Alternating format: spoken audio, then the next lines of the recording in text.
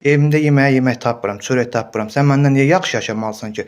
Torpağı işğaldan azad eləyən mən, vətən uğrunda canından keçən mən, orduya ömrünü həsr eləyən mən, yaxşı yaşayan sən? Niyə? 80 manat təqaüddən başqa heç bir gəlir yerim yoxdur. Dövlət qurumlarına da hər hansına da müraciət eləsəm işlə bağlı mənə işlə bağlı heç bir köməkdarlıq göstərilmir. Ağstafa rayon icra hakimiyyətinə dəfələrlə müraciət eləmişəm. Sosial Müdafiə Nazirliyinə dəfələrlə yazılı şəkildə müraciət eləmişəm. Heç bir yəni sadəcə yəni görməməzlikdən gəlirlər də bir sözlə. Nə köməklik göstərmək istəmirlər, nə də ki işlə təmin eləmək istəmirlər. Dövlət Məşğulluq Agentliyi əməkdaşı mənə zəng elibdir ki, deyir Qarabağda deyir iş var deyir, get deyir fəhləlik elə. Nə bilim nə yolla dolansan dolan. Vətəndaşı, qazini bu qədər alçatmaq mənim fikrimcə düzgün deyildir.